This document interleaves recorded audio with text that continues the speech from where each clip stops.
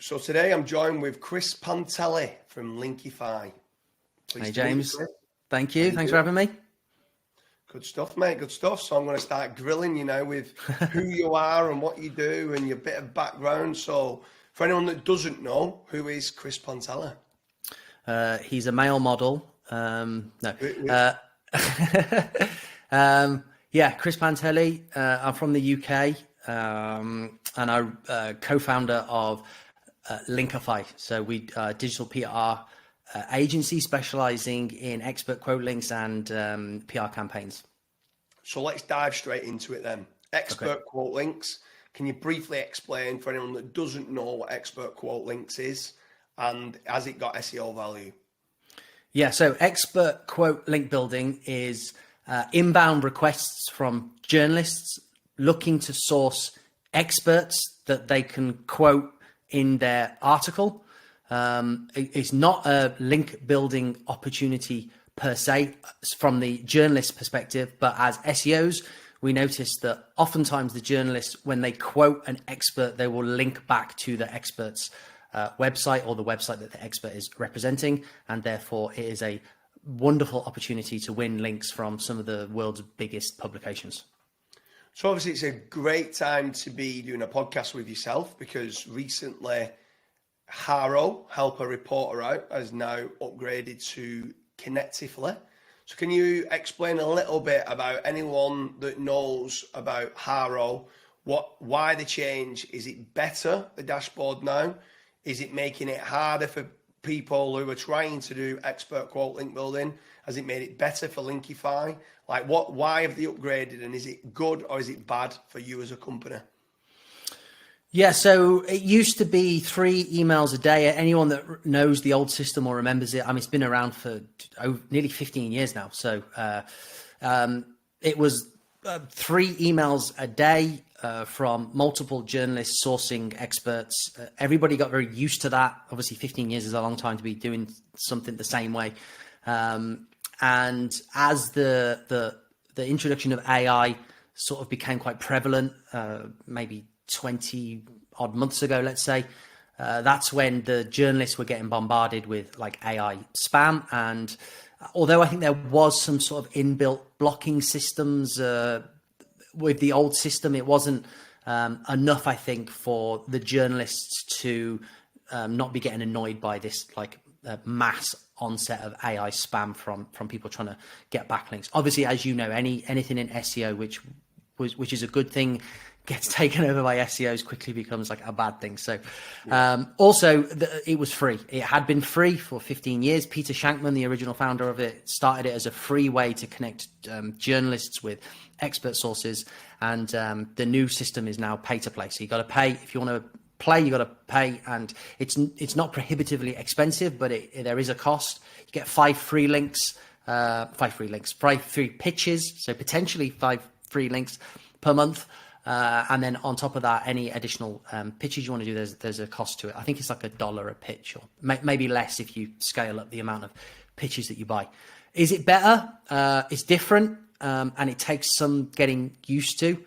I'd say the biggest, certainly for an individual, I'd say the biggest change, if you've been used to the old system and you're going on to the new system, is the psychology behind it. So you used to get these 3 emails a day. Obviously, you'd be working for 1 or 2 of those if you're working. And then you'd maybe set aside that one of those email blasts to sit down, look through, see what's appropriate, and then fire off 1 or 2 pitches. So it's now like a continual roll of source requests that are just dripping in like continually. So now you need to just psychologically decide how you want to approach it. If you want to sit down for a few hours a day, if you want to look through. I mean, the worst thing is missing the perfect opportunity, but that does happen.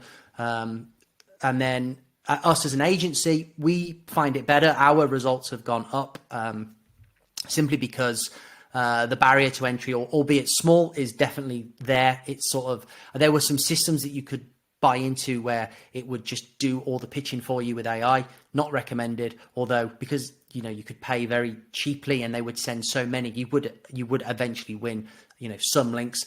The cost now, I think, has sort of wiped all of that out. So if you want to be involved, you've got to pay a small amount, which means there's a lot less AI spam. and it's a golden opportunity to create pitches better than the people that are paying but aren't taking any care or attention. They just plug and play in ChatGPT and sending off an AI response. If you go one step above that with any level of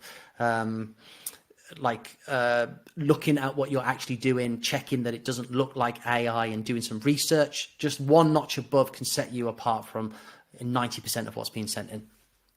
Yeah. So what was interesting then is several times you mentioned AI, but you followed it with AI spam. And obviously artificial intelligence is in and around us all. Does Chris Panteli at Linkifi use AI? But obviously it's garbage in, garbage out. So it's how good your prompts are. Not all artificial intelligence is spam. Some can be used in a good way. But is Linkifi using AI in any sort of way to integrate further growth within your business?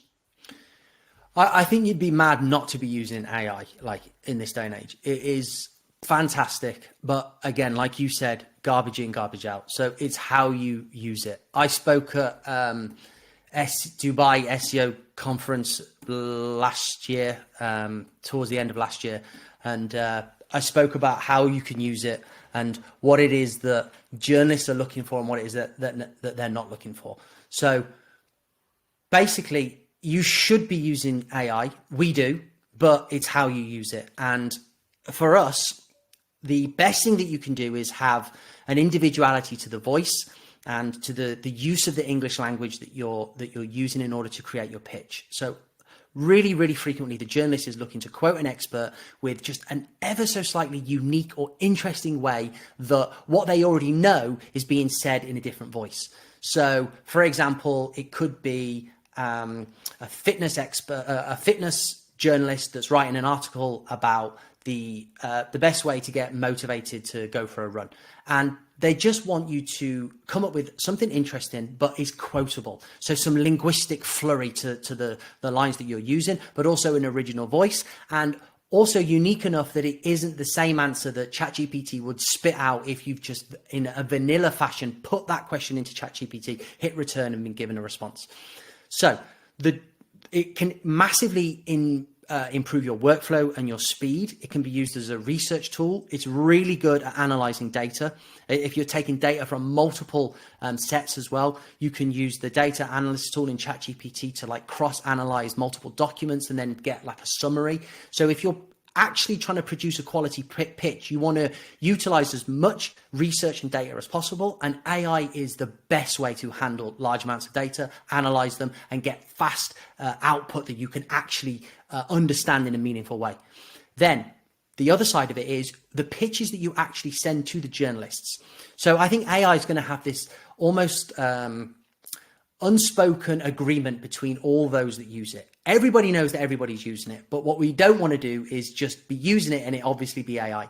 And if we're pitching journalists, these people are professional writers, so they can smell AI. We've all put stuff into AI and seen those really AI phrases that you see time and time again. If you're sending this stuff, the journalists will know. They're not even going to bother reading past the first sentence if that's what they've seen.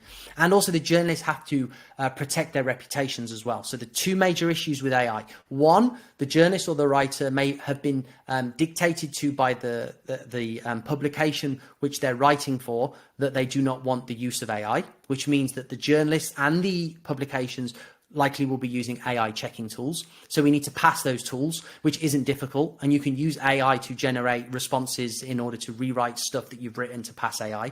And don't forget, we can write stuff in our own words and it fails the AI detection tools. So it's a bit of give and take and, understanding the nuances there. And secondly, they don't want to be infringement of any content which has been written before, and then you're just rehashing in your own words. So copyright, or plagiarism, two major things. So in-house, everything that we send off goes through AI detection and make sure that we pass plagiarism. We want to be safe for the journalists. We also make sure that we are utilizing other features. So if we are actually an expert in the pitch that we're doing, a super neat trick I can tell your audience, especially if they're watching and they're an expert and they're going to go and start pitching expert quotes after watching this, is just get your iPhone, look at the question, do a little bit of research, then do a voice note into an iPhone and just speak for like 5 minutes answering the question. Don't worry about arms, don't worry about anything. Just use your own tone of voice and put it into a voice note. Then take that massive chunk of like almost illegible text, put it into an AI with a clever prompt that asks to tidy it up, but maintains the tone of voice and the nuances of the language that's been used. You will have a really succinct, well-written pitch response that passes AI and plagiarism, is written in your tone of voice, and perfectly answers the question. Great knowledge bomb there. I like that. So, as I've come to interview Chris Panteli at Linkifi, I wanted to do a little bit of digging about what you've said recently. And there's a quote that says, "We are living in the golden era of link building." So can you explain a little bit further by that quote of what you said? We are living in the golden era of link building. Can you explain to the viewers here of what you mean by that? Yeah, so it's what we're noticing is obviously content is everywhere now. It's easy to come by, it's easy to produce.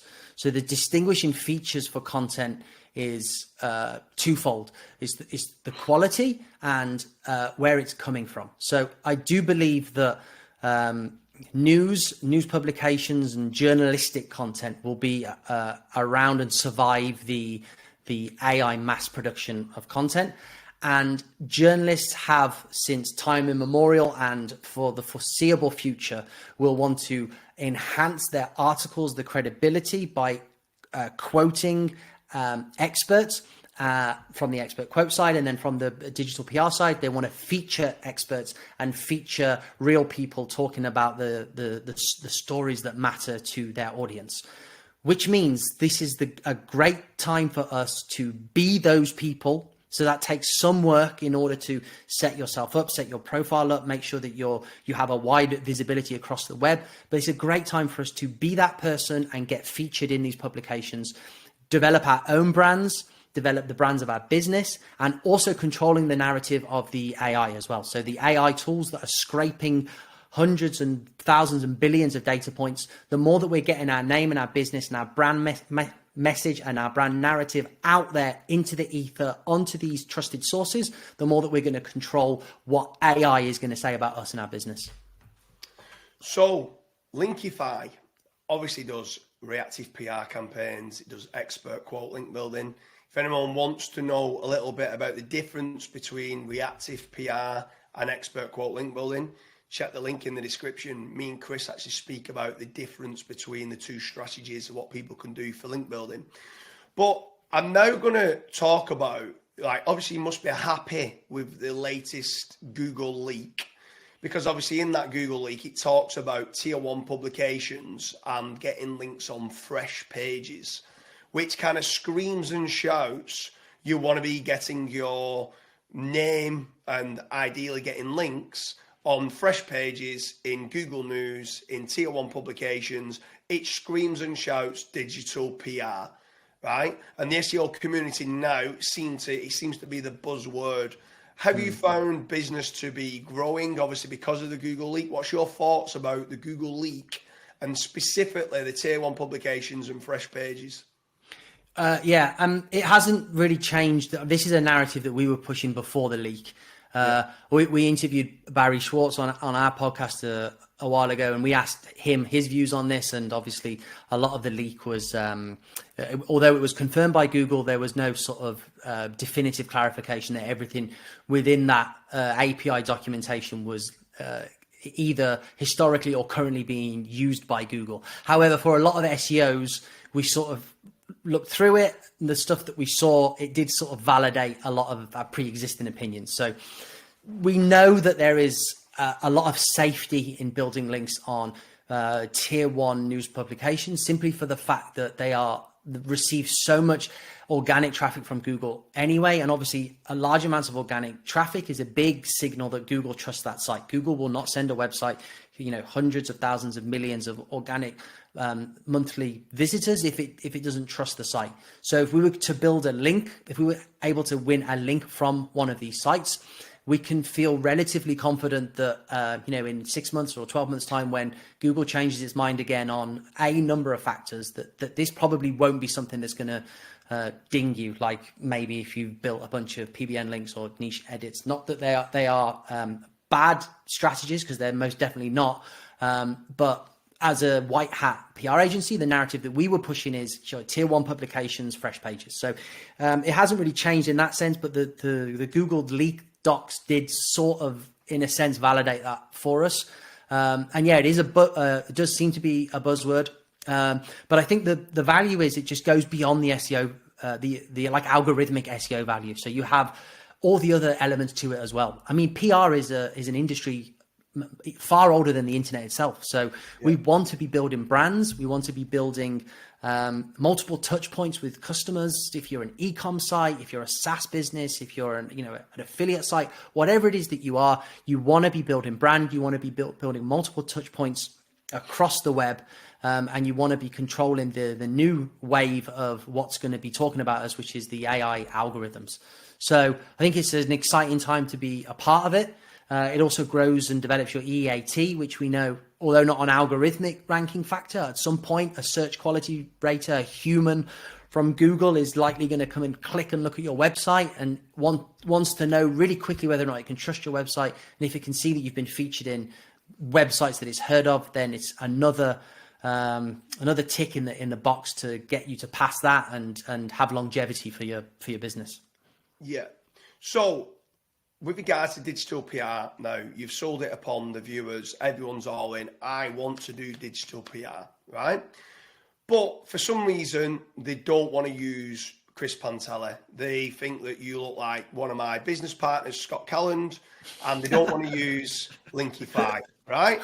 So for whatever reason, they do not want to use you, and they don't want to use Linkifi. They can use Scott. Right, yeah, it's the next best thing. Yeah. The effective pitching, if they want to do this themselves and they're looking for an effective pitching in the current climate, what setup, what profile, what visibility, what is needed for them to be able to do it themselves? If I want the viewers to have some sort of knowledge, if they did want to do it themselves, what's needed there? Okay, so sign up for any of the platforms that are free to begin with. So free connectivity account, quote account, set alerts on X for hashtag journal request, hashtag PR request, and then make sure your about page on your website accurately reflects your credentials that are aligned with that website. And if you haven't got that, then that is something that you need to look into. Depending on your feelings towards bending the truth slightly, depending on what niche you're in, I would not recommend this with anything YMYL, medical, etc. But if you've got a travel website and you've only ever been to one country, can you say you've been to 20 countries and you're a travel expert? I would, because you need to be an expert. This is the key. You've got to be an expert. And you need to have that visible on the about page. You don't want one profile picture of yourself that looks like it's been generated by AI and one paragraph that just says, I'm an expert. You want to talk about everything that you've done, every accolade, every award, every credential. Everything needs to be really well represented on the about page, because the journalist will go and check you out. It takes them 5 seconds to do it. And if they can't find it, they'll move on. So make sure it's there and it's easy to find. Make sure that visibility extends beyond the website. Make sure that it goes onto a LinkedIn profile, social profiles, and make sure that you're not a gardening expert on your gardening website, okay, which is fine. But then if the journalist clicks on your LinkedIn, you are an SEO manager or a cold email marketing specialist. It's not going to, the two and two aren't going to click with the journalist. They're going to think, I don't trust this, and they're going to move on.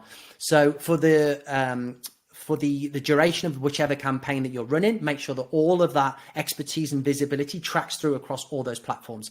Build a pitch template, which is clean and simple. Introduction, who you are, qualifications, awards, where else you've been featured, and then give the journalist the link to your website, your headshot. Make everything simple.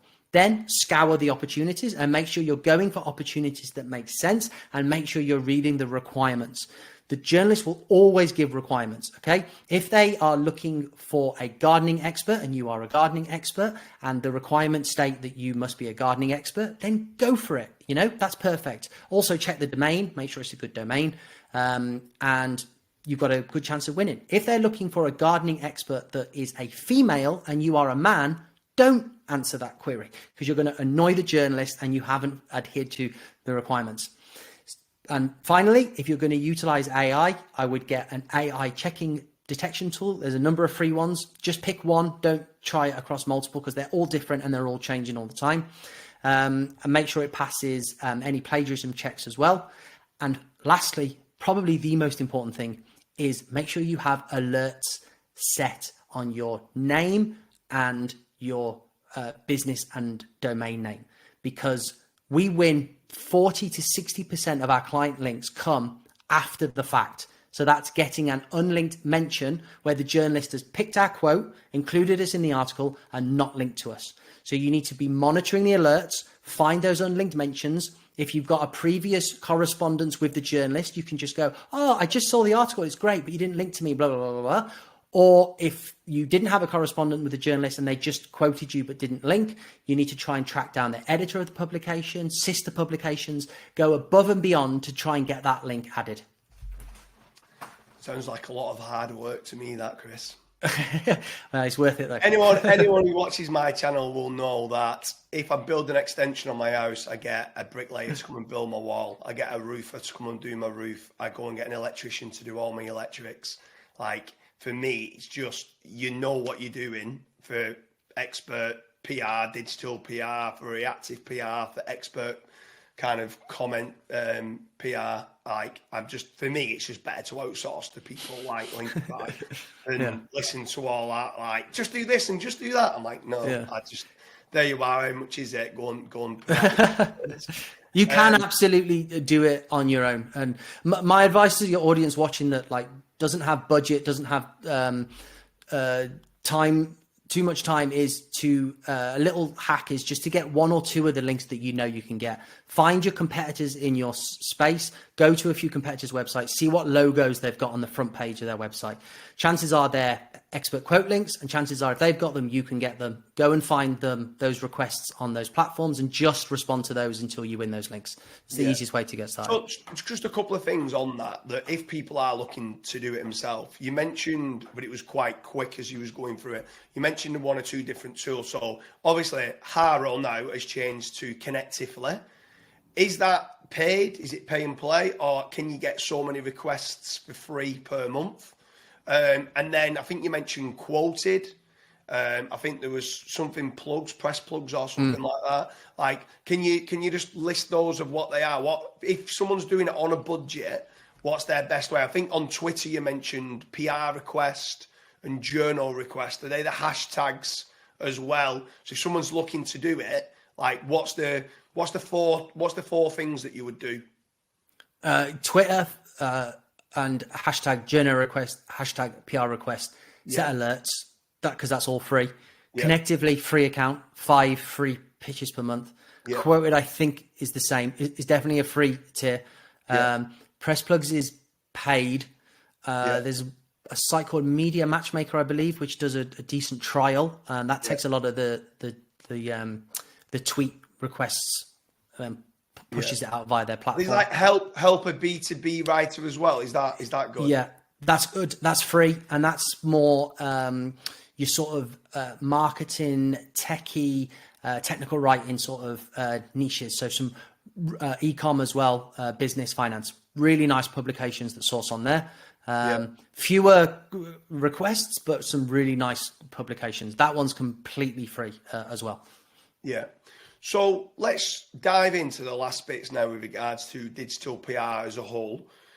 What's the difference and what do you think people like SEOs or webmasters or SEO agencies should be concentrating on? Is it all forms of PR, digital PR? Is it reactive PR, brand kind of profile PR, or expert comment, link building? Like, should they be doing just one of them? Or are you kind of the opinion that they should be trying to do everything and trying to get as many different referring domains pointing through to their website as possible? Yeah, I mean, obviously it depends on the circumstance of the individual and the business. But yeah, more referring domains, the higher you grow your authority, and then obviously you can start ranking for more and more keywords. You can start getting more traffic. Then you can convert more customers, make more money. But you need to decide which is the best route for you. And if you can allocate budget to all of these different types, then I would recommend that, because you're going to see an ROI on it. But also you need to understand the nuances between the two. So expert quote building is going to give you the ability to get some really nice, unique, more US-centric domains that aren't really available from PR requests, just because those publications aren't receptive to PR campaign, sorry. And then on the PR campaign side, there's going to be links and publications. It's a bit more UK centric, but you're going to get access to sites on that side that you wouldn't get from the other. You get a bit more control over the narrative on the PR side. So you can control your brand messaging a little bit more to an extent. You can come up with interesting stories that represent your business in more of a way than you want. Whereas the expert quote side, you are providing commentary to enhance an article which the journalist is already working on. So for example, that if you own a gardening website, they're looking for like a gardening tip to support their argument in their gardening article. Whereas if you're a gardening supply company and you do a PR campaign, you may do a reactive piece on, let's say, the Prince of Wales was recently spotted in his garden and they took some pictures. You may come up with a really interesting idea to react to that news and have your business as the main focus of that campaign. So it's much more brand building in that sense. But yeah, I mean, I would focus on both if you can. I think both support each other really well from our perspective as an agency, but also it can give you the ability to be seen in front of more journalists and more people writing content and see you more of an expert in your field. Yeah. So, well, anyway, Chris, it's been an absolute pleasure in interviewing you. Something I would recommend with the viewers, check out some of the links in the description. There's actually a couple of other videos where I dig down a bit deeper. I always knew Chris as being the Haro links guy. Obviously, over the years, he's grown to be much bigger than that and does a lot more different sorts of digital PR campaigns now, including reactive PR campaigns and stuff like that. But I dig deep into why Haro has moved over to Connectively. There's a full video on that. I dig deep into exactly why SEO should be looking to get expert commentary, link building techniques. Because a lot of SEOs just look at citations, guest posts and link inserts or niche edits, and they're not really looking at the advantages of using expert quote link building or any sort of digital PR campaigns. But for anyone that doesn't know where to find you, Chris, where is the best place to get in touch with you and hang out if they've got any questions? Yeah, well, thanks for having me on, Dooley. It's been awesome. Linkifi.io. You can find me there, or Linkifi_ on X, Christopher Panteli on LinkedIn as well. Book a call with me as well if you want, or see me at a conference sometime soon. Well, Chris Panteli at Linkifi, it has been an absolute pleasure, and I hope to see you soon at one or two of the next kind of events. In fact, touching on that before I leave, can you explain a little bit about the White Press and kind of joint venture with Linkifi SEO conference in Cyprus for anyone that's not got any tickets? Yeah. Are you just Googling now the dates of... Yes, frantically. I know it's the end of October, but I don't know the exact date. Yeah, If anyone's looking to attend any SEO conferences, Chris is putting one together with probably, in my opinion, the best link building marketplace that there is, White Press. They're teaming up in putting a great SEO conference together. So what's the dates of that, Chris? Yeah, 23rd to the 25th of October. I'm actually half Cypriot. My dad is Greek Cypriot, so it's awesome. We are doing it in Cyprus, in Limassol, which is absolutely beautiful. It's still going to be really, really hot and beautiful in October. SEO vibes. We're doing it with WhitePress and Linkify, the e-commerce edition, and we've got some great speakers already. We've got the head of SEO at Alibaba. We've got Larissa Iana Roman Halliday from Boohoo Group, and Greg Elfrink, I think, as well, from Empire Flippers. Loads of awesome speakers. So if you can get tickets, Cyprus is going to be beautiful. Even if you just come for the sun, it's going to be a great event. Just so you know, they've got a secret assassin. Me and Carl are coming. There you go. We're doing a Q&A. Awesome. We're coming along to support you and WhitePress and the SEO Vibes. To be fair, I absolutely love the SEO Vibes, SEO conferences, because one, they're not a profit-making machine. They're doing it to actually provide value for all their users, obviously all your users. They're trying to do it in all the different countries throughout the world. So massive hats off to WhitePress for that and SEO Vibes for it. And yeah, I'm excited to come over and participate in your first SEO conference as well. So thanks. I hope Cheers, anyone Dooley. who's watching this has enjoyed my interview with Chris Panteli from Linkifi. Leave a comment in the comment section and make sure you check out all the other videos that I've done with him as well. Cheers, Dooley. It's been awesome. Cheers, mate.